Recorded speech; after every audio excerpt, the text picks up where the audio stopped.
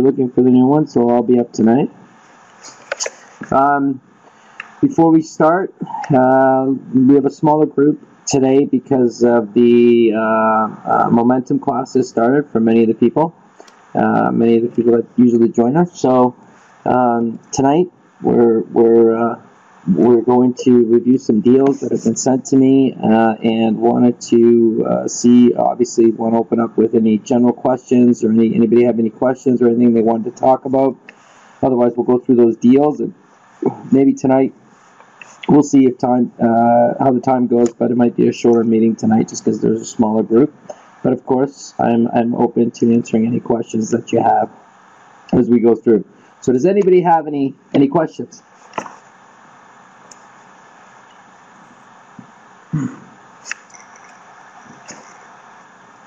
None at all?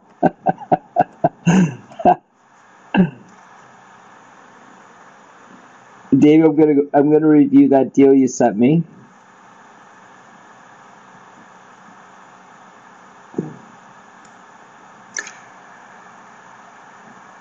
Did everybody get a chance to join the Facebook group?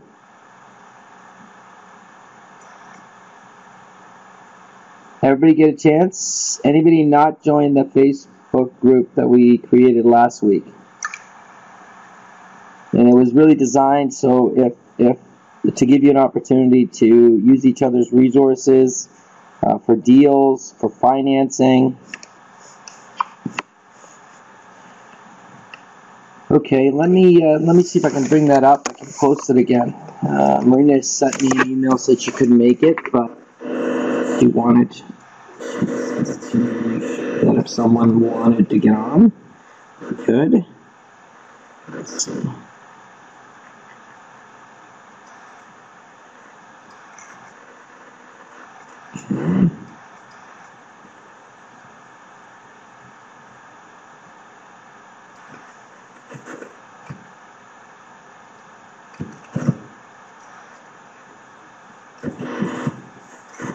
Okay.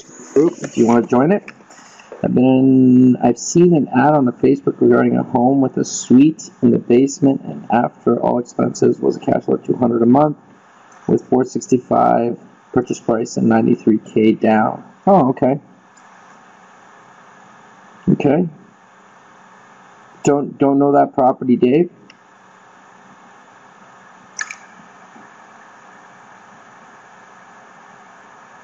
So we obviously want to run the numbers on that, but that sounds. What? Really? How'd that happen? That's a closed group. That's interesting.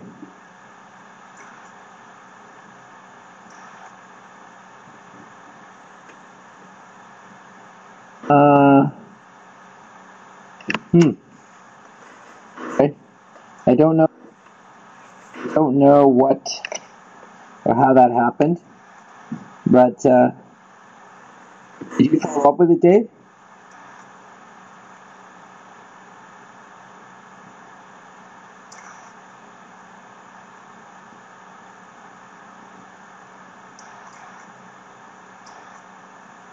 Did you follow up with the deal? Did you look into that deal?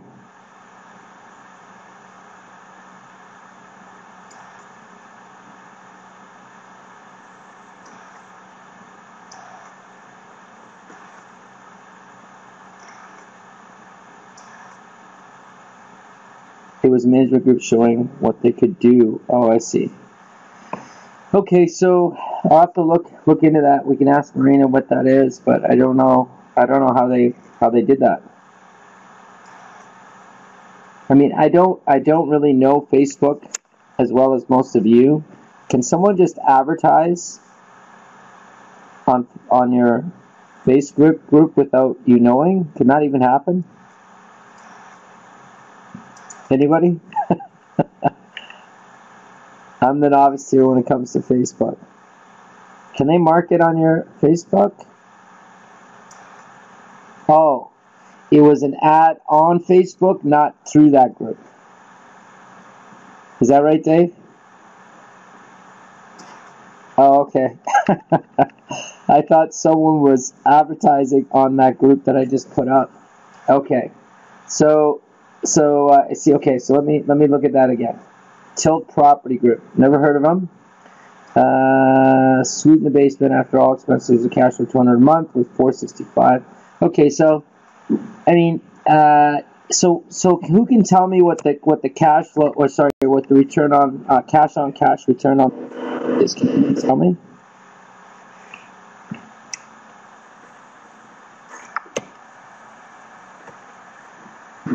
Calculation and already figured that out.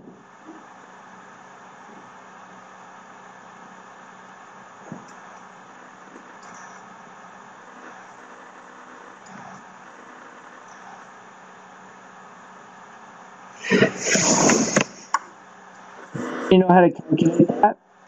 What the cash on cash return for that would be?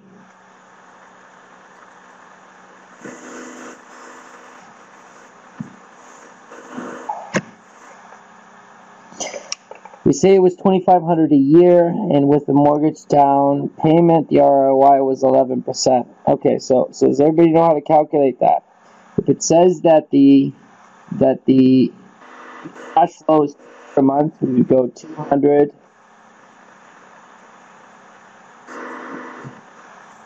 times 12 divided by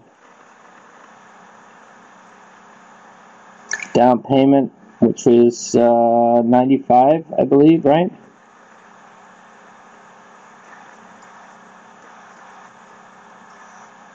$93K.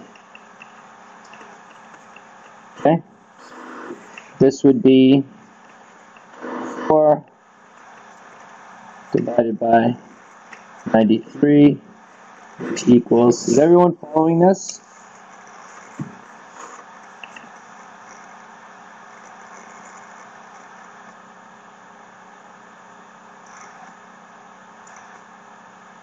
Does anybody not understand what I'm doing right here?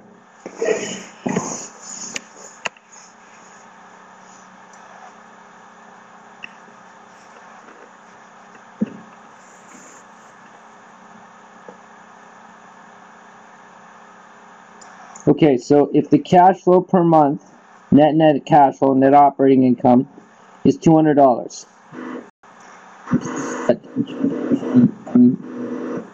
Numbers here.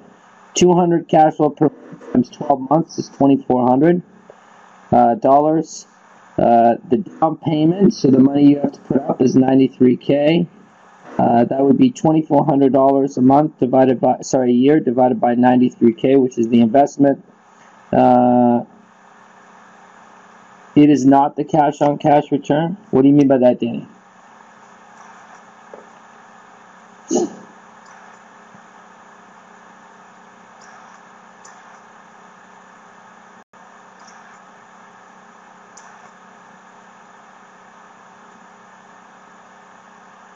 Is it that ratio? I don't know what you mean by that, Danny. What you mean? So the calculation, does everybody understand the calculation? This is called cash on cash return. So cash on cash.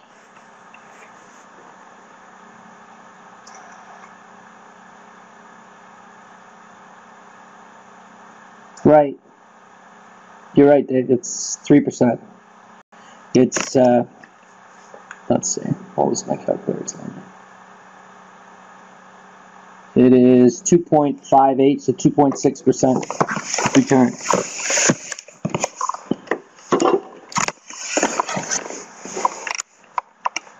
Does everybody understand what we did there? Does anybody have any questions about that?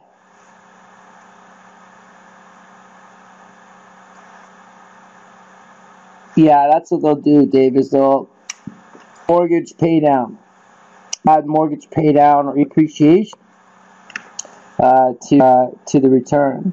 But unfortunately, I mean, yeah, plus appreciation. That's, I mean, unless he's the oracle, I wouldn't count on appreciation. The pay down is fine. I mean, they can look at the pay down, but even with the pay down, it's not going to be much on the mortgage. And really, again, we're not really we're not interested in and having equity in the house. That's not a plus for us. Now, if they're paying us the extra money, that'd be great. But they're not. It's going into the property, and it's trapped in the property until it gets to a level where we can refinance to get the money out. So I don't want to count on any of that money.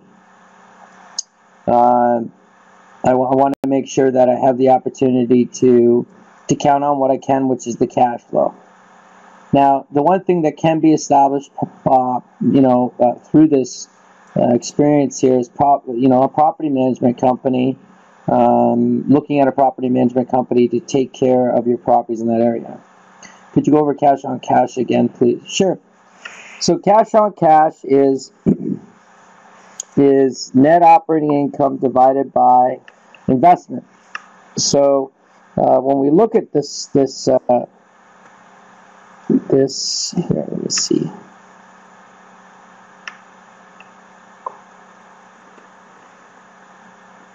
So when we look at, so here it is. So net, here we go. Net operating divided by investment. Net operating income divided by investment. They're telling us, Lane, that the net operating income is $100 per month. That they would like us to put in $93,000 down payment. Okay, so the investment is 93. The net operating income is $200 per month. So we would take 100 times 12 months and divide it by that 93. And that's what would give us 2,400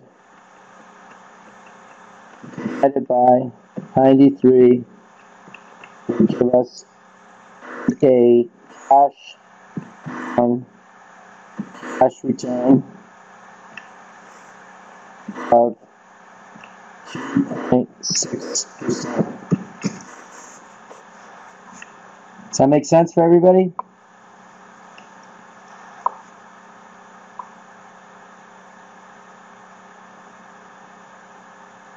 So this is the question we have to ask ourselves.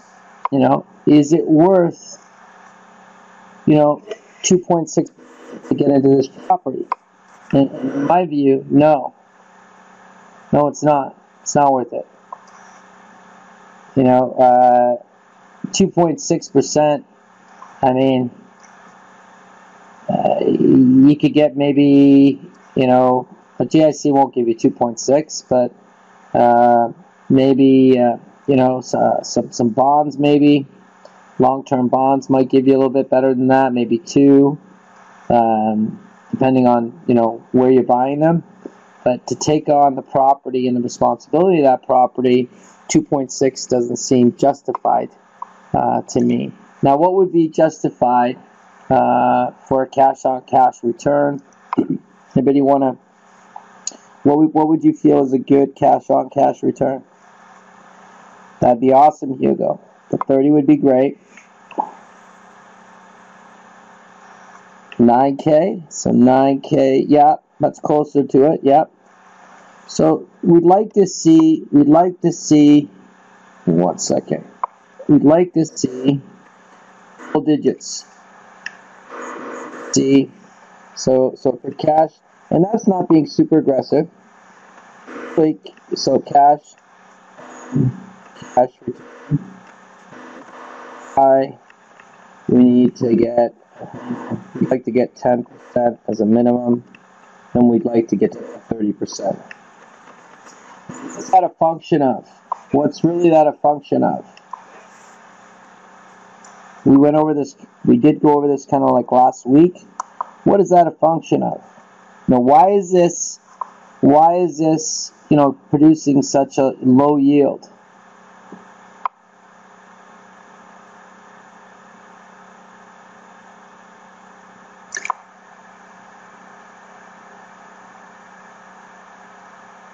Who can tell me why this is producing such a low yield? It is, yep. We use too much down. Yep, Hugo, you got it. High investment amount. Yep, Jacques, you're right too. This is it. Look, The problem is not the investment itself. It's the way we have to come in with it, right? So again, right? Cash flow, have ROI. And what do we know? We know high cash flow, low ROI, low cash, lower cash flow, higher ROI. Well, the ROI, this is the one that's most important to us. So the only way we can make this investment work, to where we want it to be, we would have to considerably reduce, because we can't change the income. The income is the income, right? And we're assuming that the costs are all covered. So, 1 second.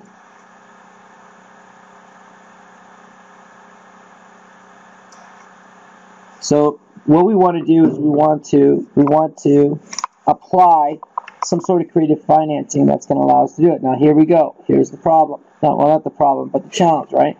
If we put less money in, there's a cost for that. There's obviously a cost for the money. And right now, how much are we working with? We're working with $200 per month, right? So how much of this eat up in financing costs? Well, if we eat up even half of it, that the financing is going to cost us $100 extra a month. How much more add for $100 that we're paying out to reduce the investment, right? To reduce the amount that we have in, so we can get less money into it. To get the money, at 200, we need. Well, just look at this. 400. Looking at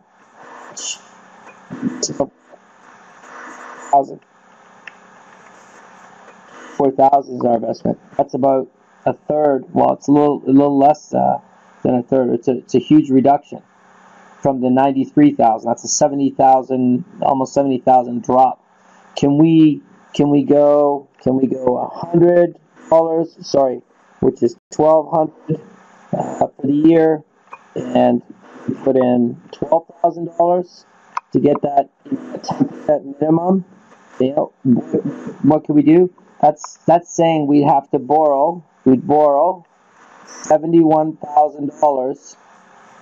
Plus $71,000 is $1,200. You understand what I'm doing here? Am I going too fast?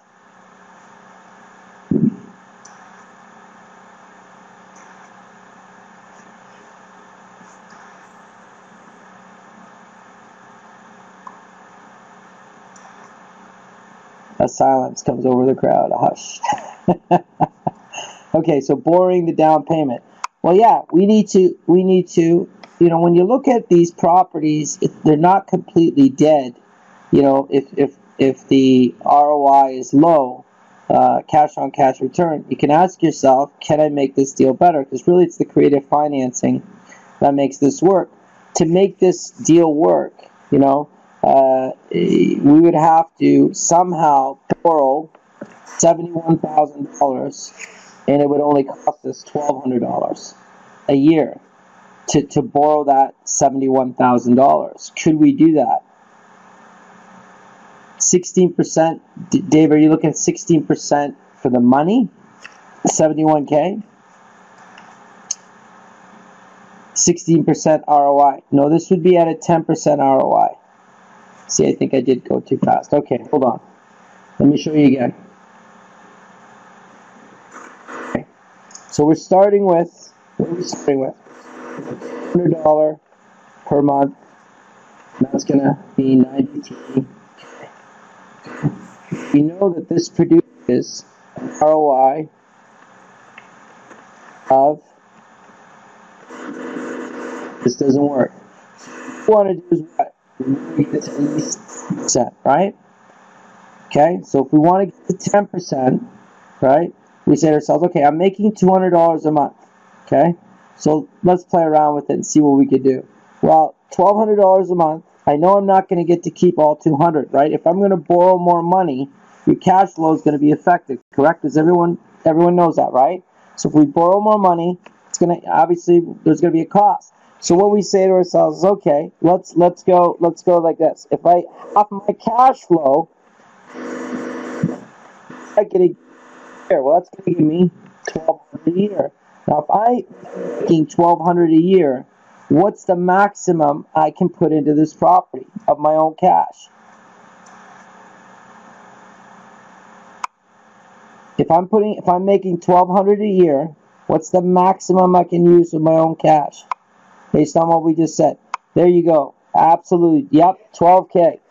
12K is okay for me to be 12K if I'm making 1,200 because that'll give me an ROI of 10.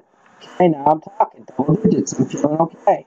So what does it mean? Well, all that being said, before we go any further, is everyone following me? Sorry, my apologies. Anybody not following? Because that's okay if you're not. Oh, I'm sorry. Is my voice okay now? I might have had to hit my hand in front of my voice. Okay. Does anybody not follow? And that's okay if you don't. Please let me know. I want you to all to understand this. You're going to be wizards. You're all going to be financial wizards. You're going to look at numbers and understand exactly what you're looking at and what you need to do. And we want to be creative in our financing. Really, that's really what's going to get us to that next level, is understanding money and how creative financing, can really adjust, excuse me, yields or returns. Sure. So we'll go over it again. No worries. So $200 a month is what we're making on this property, and before that, that's $93K. Everybody with me? Okay, that's the deal. That's the deal. We calculated it. $1,200 a month is $2,400 a year. Divided by 93K gives us an ROI of 2.6. That's where we are, 2.6. Now we say to ourselves, okay, well, that's not going to work for us. And we know why it's not going to work for us. There's just too much cash in this property. The ROI sucks. So what can we do? Well, let's look at it a different way. What if we were willing to give up $100 a month in cash flow? $100 a month in cash flow. And we're going to use that money to pay for a loan so we can get our ROI up. And we say, okay, let's give up half our cash flow. So if we're making $100 a month, that's $1,200 a year. That gives us $12K a year. And if we're, $1,200, sorry, my apologies, let me say that again. $100 a month gives us $1,200 a year. Therefore, based on our requirements, we want double-digit returns, 10% as a minimum. I can only put up $12,000. That's all I can put up. So, is everybody good with me so far? Yes? So I have to say to myself, okay, 12K is what I can put up, minus 93K, which was the original amount, says I need to finance 71K. Is everybody with me?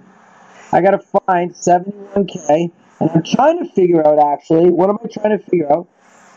How much can I pay to get this loan of 71K? Well, I already said, how much am I willing to pay for the 71K? How much?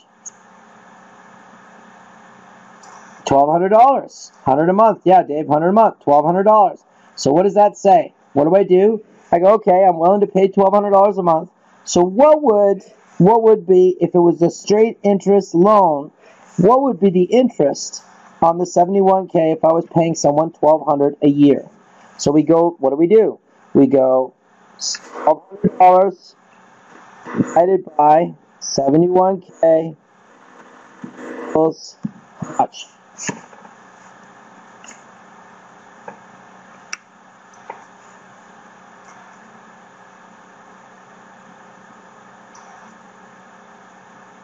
Oh, I'm sorry. You're right. 81K. Good catch. Good catch. 81K. Thanks, Zach. 81K.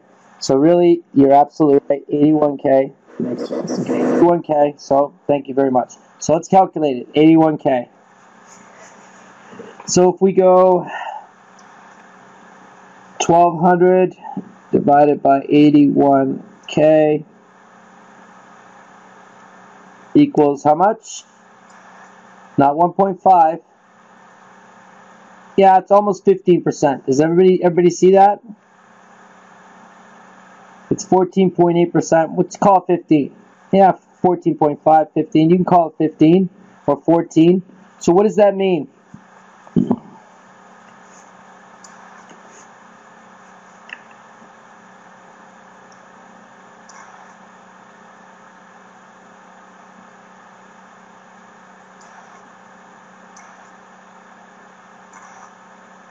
So does everybody see what we've just done here? So what we've said is basically, how come I got 1.5? You probably didn't, you're missing a 0. So you got 1.5%, take 1,200 divided by 81,000. And then you'll get that, you'll get the right number.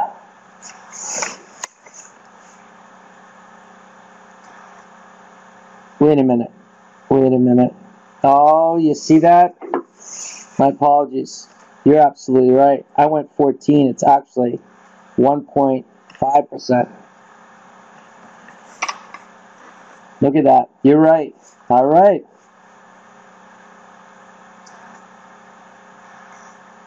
Everybody get that?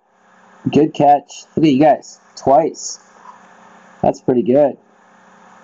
Yeah, you got me covered tonight. So it's 1.5%. So what are we asking ourselves? All this exercise was to what? Ask ourselves what? Would it work if we were the bank? If you were the bank, well, no. I mean, it would if you were literally the bank, because you'd only have to put up 10% of that to get that loan, and then it would be a 15% return. But because we're not in the bank, so if you went to someone, right? If you went to someone and said, would you be willing to get in this investment with me? And we could, so what can we say to them? Well, I can borrow the money directly from you, but I'm only going to pay you 1.5%. Does that sound like a good deal to anybody?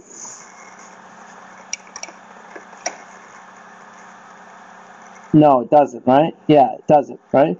But could I say to the person, maybe structure it a little bit different, right?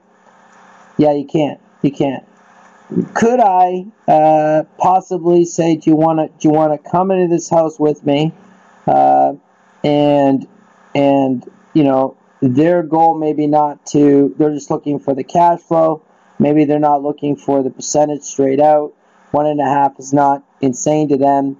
Possibly they're a non-investor and they're just looking at, they have idle money. For us, we could never do this. This is not a good decent return. So it's unlikely we're going to find somebody. There might be somebody you know that's okay with that kind of return. Otherwise, you know, this is really not going to work for us. But the exercise itself helped us better understand what.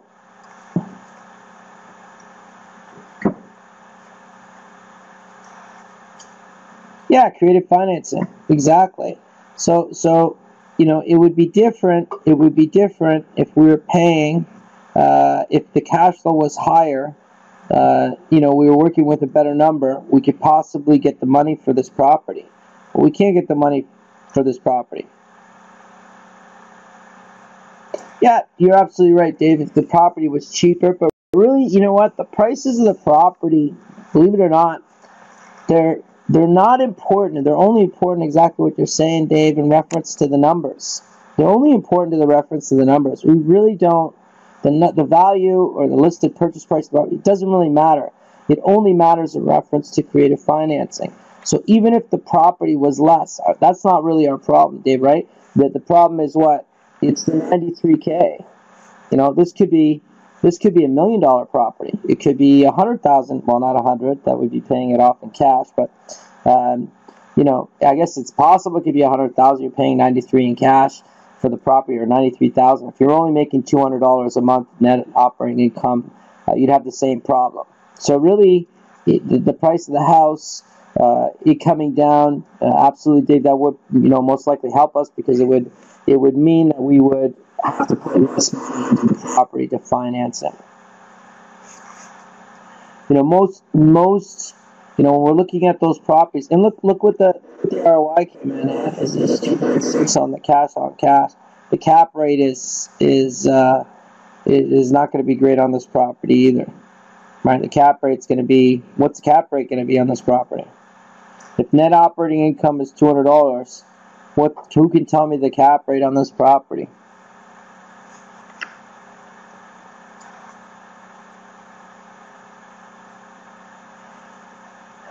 Is it 2.6 though, Dave? Remember how we calculate cap rate? Does everybody remember how we calculate cap rate? Oops.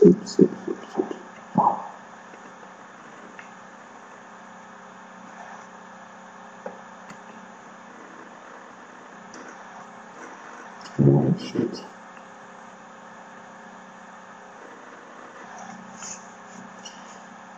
Yep, net operating income divided by purchase price. So in this case, the net operating income is $100.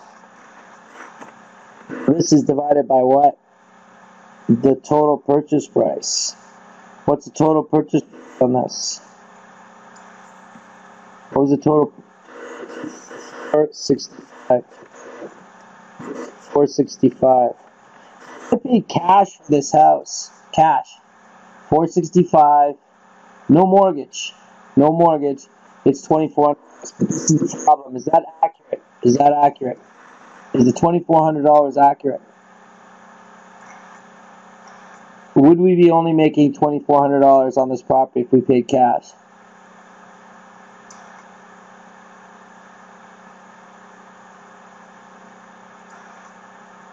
Because remember what cap rate does. Cap rate does not include what? Include financing. Does not include financing. So we're paying financing on the 93, and that's why it's only $2,400. So on 93,000, it's probably closer to, it's probably about $500 more a month. So that would make $700 a month times 12, which equals 8,400 a year. So everybody got operating income? Everybody follow me on this? Okay, anybody? Zach, before I forget, I found the picture. I'm going to send it to you, okay?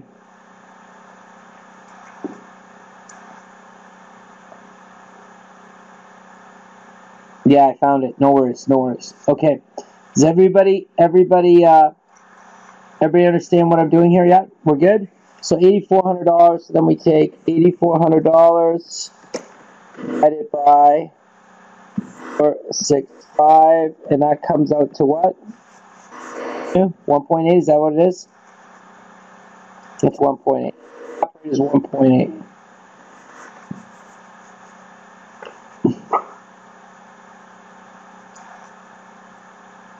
Yeah. So clearly this is not going to work. And again, right? The whole cap rate thing was to allow us to get some sort of financing. At this 1.8, there's no room at all for financing, any kind of creative financing. Even the conventional financing is going to strain us to profit from this property. The property itself, produces 2,400, 200 alone without the financing. So the interest rates are going to be too high to carry any sort of creative financing with this property. It's not going to allow us to profit in this situation. This is why cap rates need to be higher to allow us to room for creative financing. Now, 1.8. You look at the 1.8, and I guess it's 500. But let's look at that. Let's see what was. Let me try to look here. And see what the mortgage would be on a property like this. So $93K was the mortgage. Let's see what the payment would be on that. So 93, and I'm assuming that they're doing the conventional 93K. Let's do 25 years, 3. It's 441. So there would be a little bit more money than there. 441 per month. So actually a little bit less, 650. It would be a little bit less, 1.6 maybe. Anyways, the point being is the cap rate. You can see that there is a problem with us trying to do any creative financing, and it shows up in the cap rate. And this is why cap rate. It's easier just to look at cap rate and say, what's the cap rate and what room do I have for any kind of sort of creative financing? Good. Any questions about that? We good? Okay, good. This is good. This is how we learn. Actual application of properties. Okay. All right. If anybody wants to see the ad, it was on Facebook. Till property good. Thanks, Dave. All right. Let's look at Dave's property. Dave, what was the location of your property? I have two up here. Which one was it? It was the fourplex, right?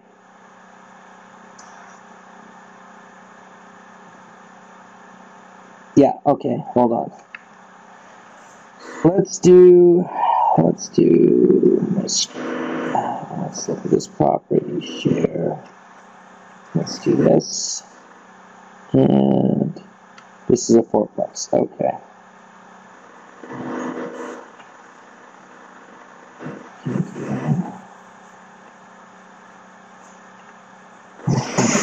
Start up. Oh, one sec.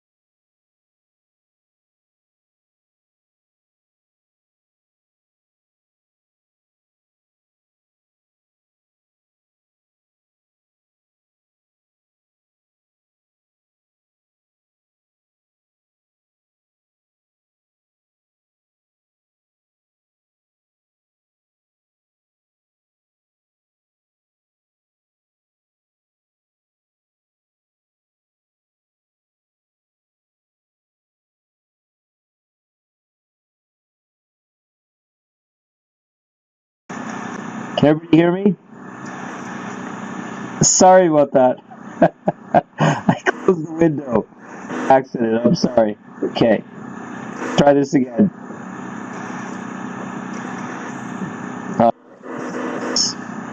Okay. Right. Fourplex. There we go. All right. Okay. Everybody see that? Okay. Is that better? Okay. So let's look at this property. It's a fourplex, 625. Okay. 4 units, 1,200 per unit. 1,600 is our gross rental income, which is nice. We have 6,000 for taxes, 2,000 for insurance. And if we look, that's not a terrible ratio for taxes, just under 1% versus the value. Everybody see that? 1%. The reason it says 10.4 is it's 10.4 of the income that it's going to eat up. Okay, is that really good? So that's not a terrible tax. Quebec, the tax is higher in most places, considerably higher. Those of you from Montreal know that. Insurance is good, a couple thousand for insurance. Then we have our standard costs with maintenance and management. This total of net operating expense is $19,530 net up $1,000.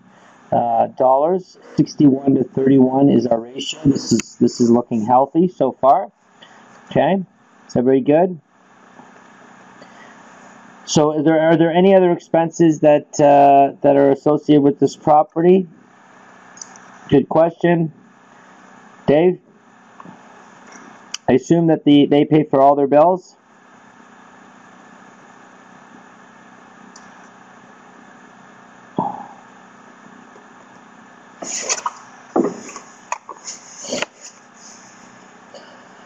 Are separate with utilities, excellent. And the only other one I would, unless it's covered in your property management, is like snow removal and cleanup and stuff. If that's covered, all metered each. That's awesome, Dave. If that's all covered, then great. The numbers are accurate. Okay. And obviously, due diligence will help us uncover any additional expenses. Okay, first mortgage 65%, which is pretty standard on this type of property. Actually, it's not because it's a free unit. So Dave, you could probably get a better ratio, because it would be residential. So that would be actually 80%. And is that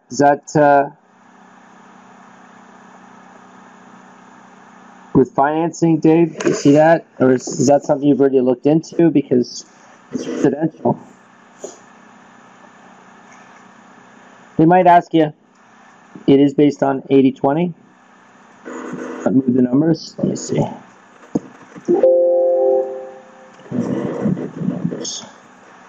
I see what you did. You didn't change the numbers. You actually changed them physically. I see. Okay. 80-20. All right. So 500,000. The down payment is going to be here actually because. All right. So financing 325. Okay, that's going to cost us $26,000 a year. We come down here. The coverage ratio is outstanding. Cash on cash returns right on the edge at 10. Average profit per unit is 50, so that's 1,000 for the 4. That's not terrible at all. GRM's slightly high. Current cap rate 2. Unit we don't care about really because it's not that many units to worry about, and the coverage ratio, like we said, is excellent. So with this type of property, what are our thoughts? Anybody?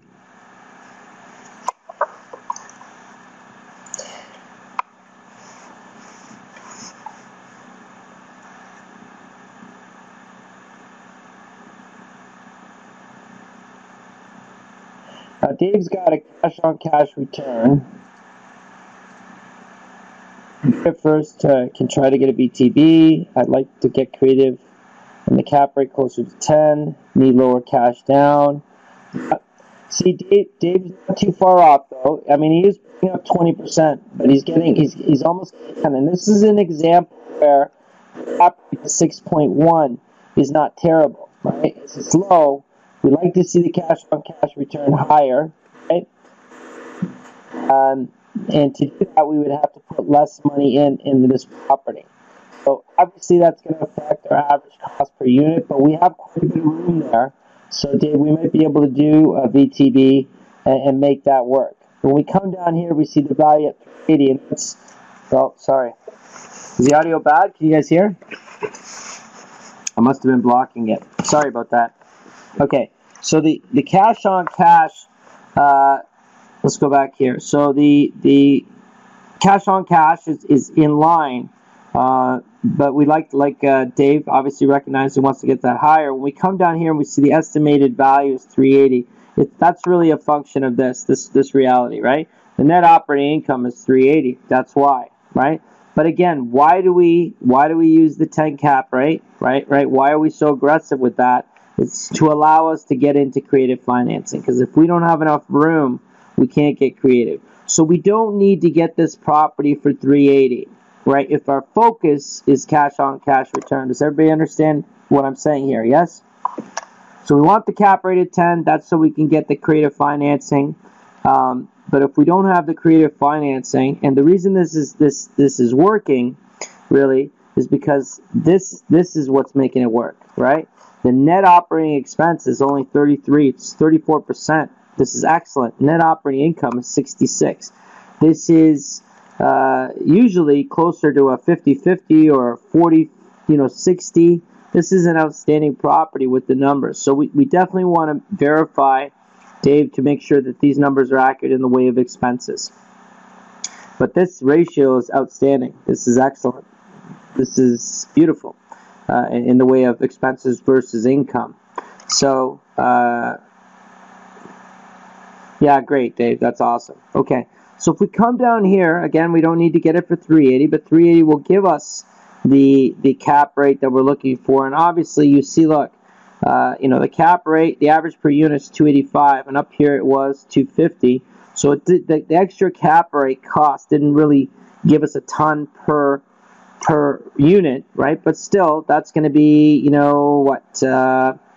35. It's going to be another 70, 140 bucks a month because there's 4 units. Cap rate's in line, which allows us to do the creative financing. and then we have offers based on VTB. But we can see that versus the list price, that's going to be too low, right? It's going to be super aggressive and super low. So when we see this situation like this, we're going to shoot for creative financing, VTB, and ask ourselves, what's the maximum, we can pay for additional money? So it's similar to the exercise we just went through, right? Does everybody see that? How much money can we give up? How much can we pay for this 20%? For $125,000? How much can we pay and still make this property work? So just as an example, right?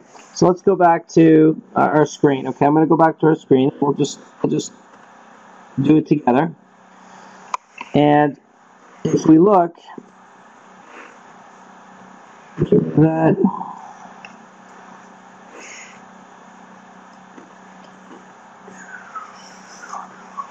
okay, so with that property, ask ourselves the question. 125,000 is what we're working with, okay? Okay, so let's do this together, okay? So if I'm working with 125,000, 25K, what do you think would be a good return on 125K to somebody? What would be competitive? Not super expensive, but competitive. What do you guys think? What do you folks think? Okay, let's look at 10. Dave, we can look at 6, but let's look at 10 and see what happens. 10% costs us how much? $12,500. Yes, per year, right? So $12,500 for the loan of 125K.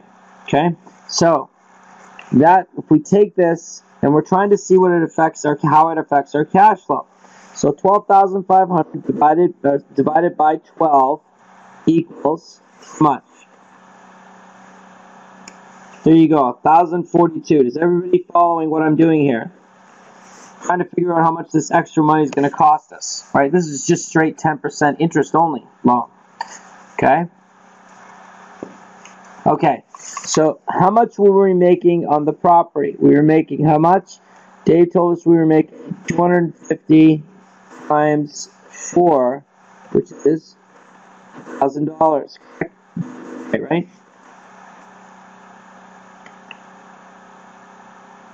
Let's do that again. 250.82 is the number. So in this case, if we got the financing at 10%, that would be minus how much? $42 per month. Sorry, per month. Minus $42 per month. Does everyone follow? Yeah, that would be bad. Okay, so let's look at a different scenario. Okay, and we're trying to find out, what's realistic. What can we maximum, pay for this money that we're going to borrow, right? And if we go to, let's try 125 at 6%. Who can give me that one? At 6%, how much per? What's that per year?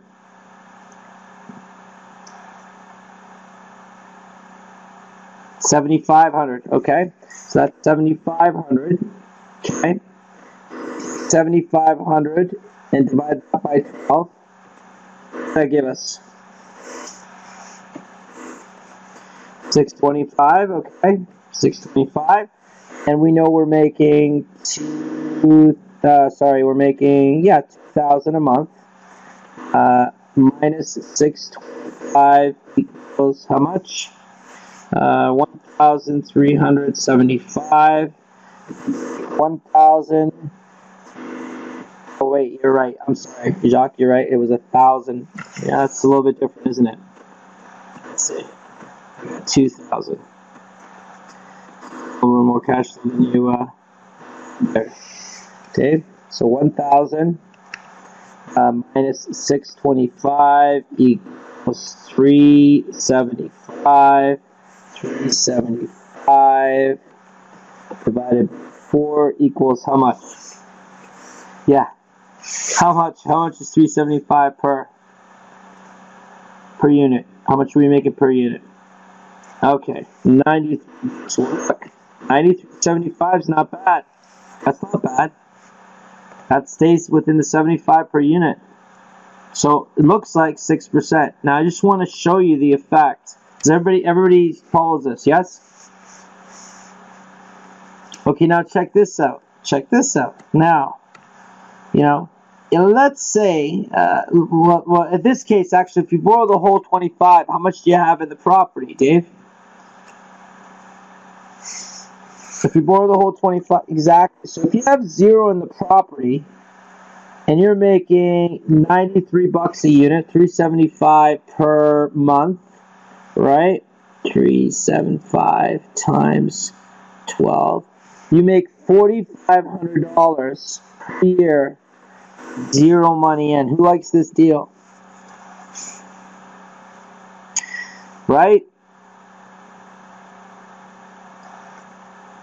Okay, but let's try one more thing. I want to show you one more thing, okay? But this is creative financing. Are we learning something? Yes? This is what it is. We can make these deals work for us sometimes, right? Especially when the core numbers look good. And this property, they look good, right? What do you think of, Dave? You got, what is that? What do you mean by that? Do you want to say something or add something? Interesting. Good. All right, but check this out. Check this out. What if, just to give you an idea, now that's the optimum situation, but just to give you an idea, because when I say infinite to people, or sometimes when we say infinite, people don't understand, what does that all mean? What does it all mean? But look, let's do this. Let's do a little different scenario. Okay? Let's do 100K is borrowed at 6%. That's a math symbol, very bad. What is that going to cost us? 6K. Okay, interest only, okay? If we do 6K divided by 12, what does that equal?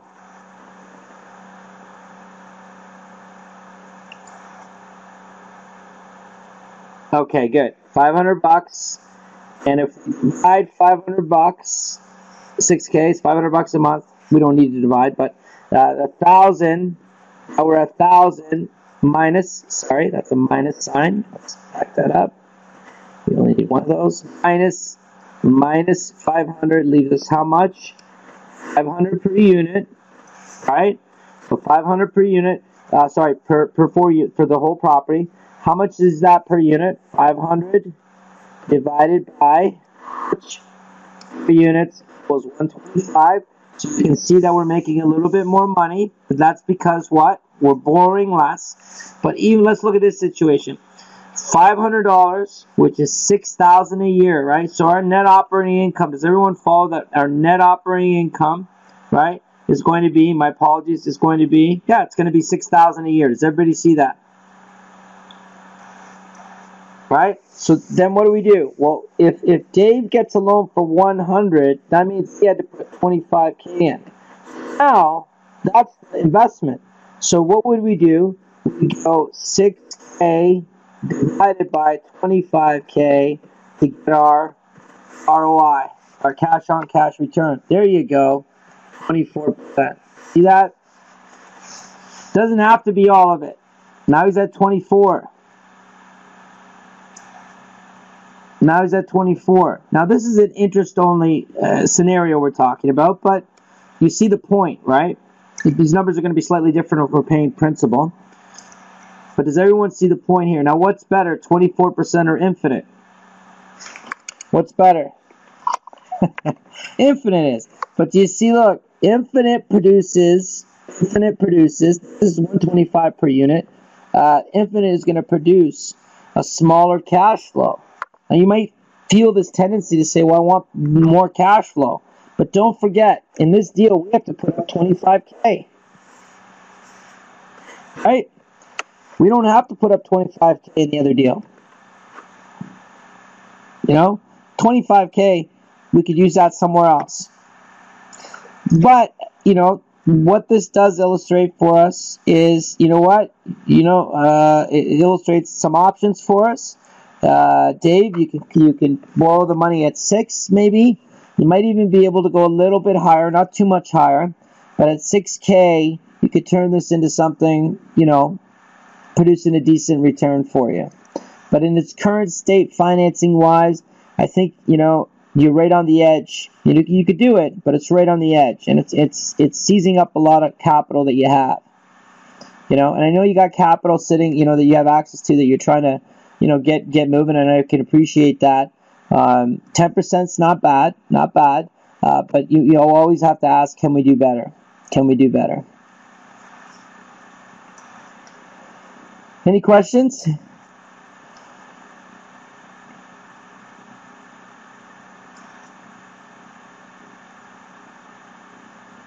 You're all still there, right? All right, so we have about 3 minutes left. I'm going to wrap up. I think we covered some good stuff here, though.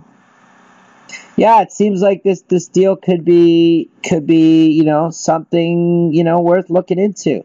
Now, here's an example, and please know that I'm not telling anyone to do this, but this is a situation where, you know, Dave might have the capital, doesn't have the capital, but this would be a situation where someone maybe has the capital and is willing to put up the cash or a portion of the cash.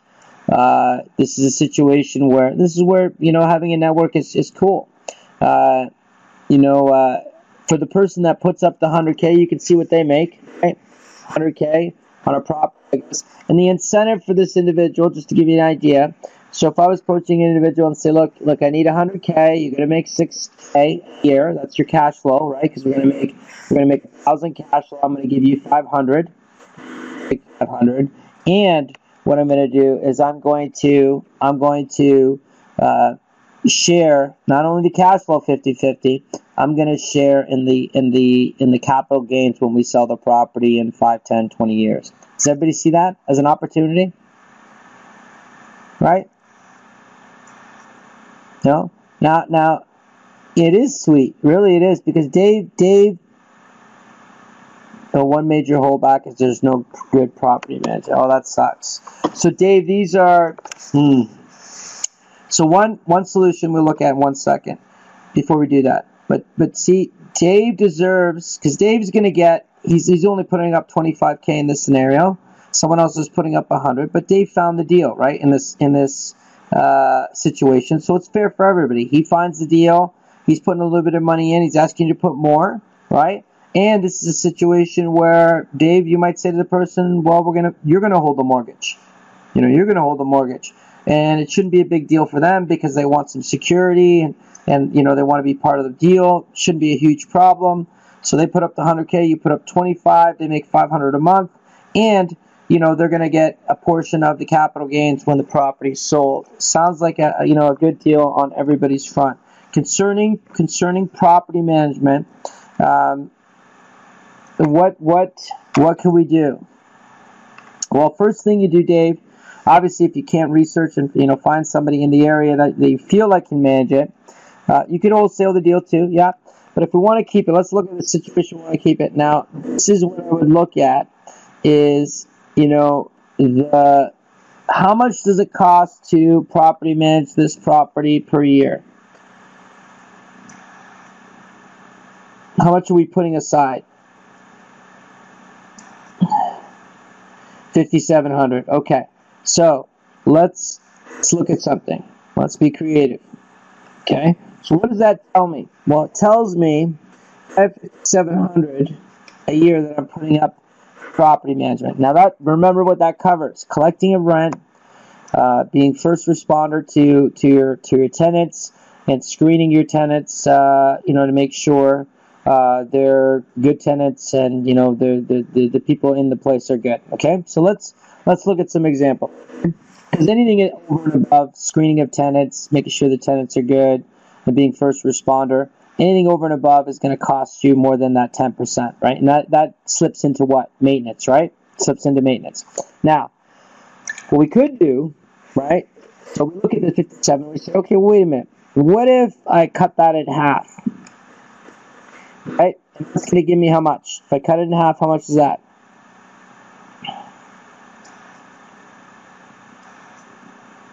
How much is 57 and a half? 28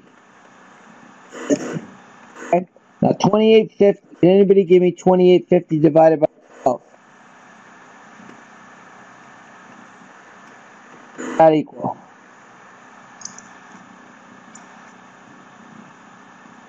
$238. $238. Now, 237.50. Okay, good. All right. So, what I could do is I could. What could I do? What could I do? Who's seeing it? That's only half the money. I could use all of it, which would be 500. What can I do with that money? 237, 238.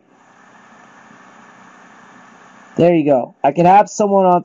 Yeah, exactly. Have someone on site and say to them, there's a couple ways I can do it. I'd rather say, look, I would offer it to them this way. Look, I'll tell you what I would do. So if they're paying $1,200, I would take off, minus 238, so 250. I would say, look, your rent for watching the property, right, for being the first responder, I'm gonna only charge you $950. Don't actually pay them Don't let them pay you $950 in rent. Why? You're not gonna let them pay you $950 in rent. You're gonna let them pay you $1,200, and you're gonna kick back $238 back to them. Does anybody know why?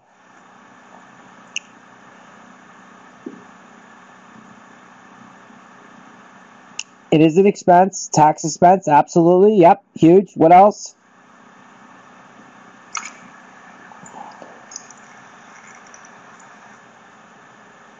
So the NOI shows, cash flow for mortgage. Exactly. You're all right there. Look, you need the $1,200 to show the income. You don't want the income to look, the income to be low because it affects your value, right? Your overall value of the property. So you're going to kick back to $238. You're going to expense it, and the $1,200 goes into your cash flow and the value of the property and what it makes. Now, can we get someone for $238? I don't know. Could we pay them more? We could. The reason I say hold back some money is when a tenant leaves, you're going to want to be able to incentivize that individual to put in a new tenant. Now, because it's an on-site management, you're not paying first and last. You're not giving up a month, which typically you would, right? Typically you would. So we're not doing that in that case. That money doesn't have to go out, but we do need to spend a little extra money when they do the marketing or the screening of the tenants. You'd have to be a little bit more involved, but it wouldn't really need you to go down there, if it was set up properly. So everybody see that? So that's one example, Dave, of what you could do. Is to possibly offer that to someone on site. You could double that. It could be almost $500, really, because you put the money away. That could also, be something. Could you also look at your network of investors to find there? Yeah, you could. Yeah, you could. Yeah, absolutely could. Yeah, it depends who's there, too. Absolutely. Right? Nobody might be interested in doing it. Right? Nobody might be interested. You might find, for that kind of thing, the realtors are starting to get into that kind of management. If the property is in great condition and it's got great tenants, there's a lot of realtors that are getting involved in property management, but they're really not touching anything that has any high maintenance on it in the way of tenants. And there's a couple places that are set up for that. I've seen, not necessarily in that area, but it could be an opportunity possibly that way. What I would do, is I would put this on the Facebook page and see if anybody knows somebody in that area.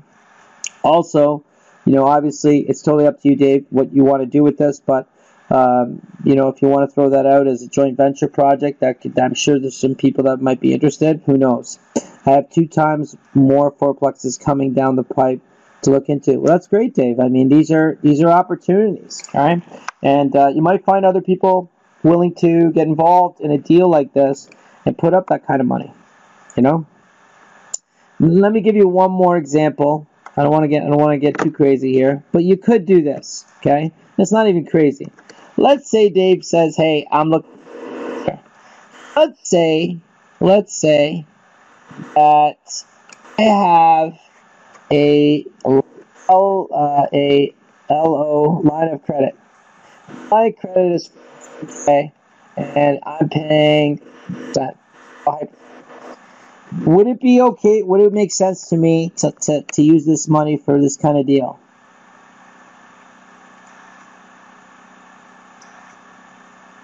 Yeah, you could do it. Why? Because money's costing you 3, but you're making 6%. Then what happens? Your ROI is what? It's infinite. It's infinite. Because you're using that money. You're paying 3% for the money, but you're getting back 6. This is what's really, when you get your head around, money and understanding money, it's unbelievable what you can do. It's unbelievable what you can achieve. The money's there. It's all over the place. 6% is you could attract people with RSPs that are interested in investing. Those opportunities are there. So just another example of creativity, that we can look at, trying to be creative to make a deal work for everybody involved.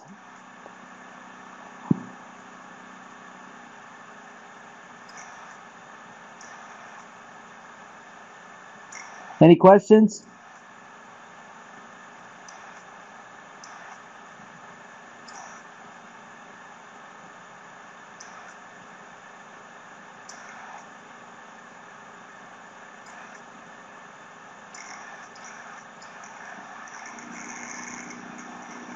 What's your email? You have my email. You must have my email. You don't have my email, Wade?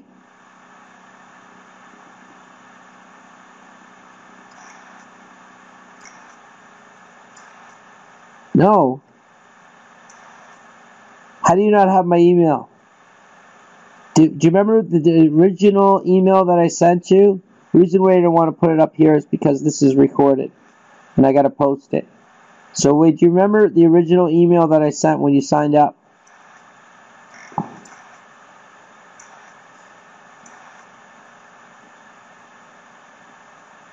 No, you lost it. Oh my gosh. Okay. Give me 1 second. Wait. Let me see if I can help you.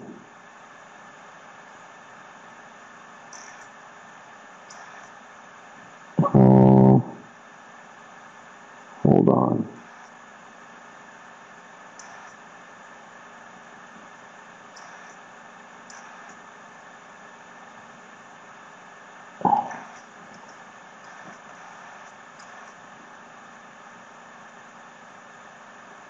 Wait, is your email Wade Apps? Is that it? Is that the email? Is that the right one?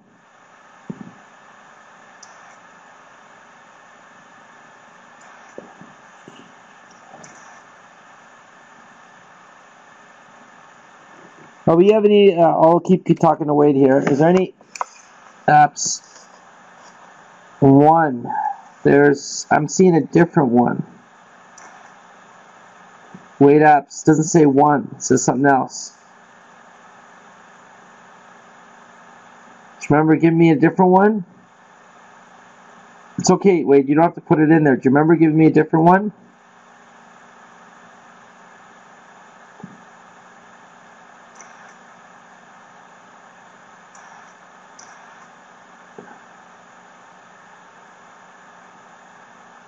Yeah, but no longer use that one. Okay. So all right. I got your email right here. I'm gonna send you an email. Okay. I'm gonna send you an email so you have my email. No worries. So let me. No worries at all. Okay. So let me fix that. Wade. Okay, any other questions before we wrap up? Wade Apps 1. Wade Apps 1 at, I assume that's, what is that, at Gmail? Sorry, Wade. I got your old email, that's why. What is it? Weight apps 1.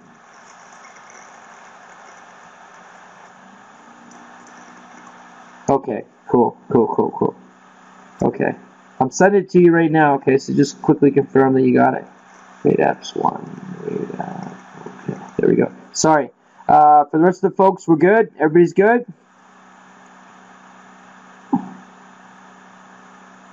Good. Awesome. We had a good night. Yes, we learned some things. Yes. Yeah, great to have you back. Excellent. Good. Now you're in. There you go. Awesome. Okay, so let's meet again next Tuesday. We'll continue on. Send me whatever you guys got. My pleasure. And it was great spending this time with you. Keep hunting. Be creative. No worries, Zach. Be creative. I'm glad you guys all made it. And continue to make those deals work. Then we'll work together to get you where you need to go. Awesome. Have a great night, and we will see you next week.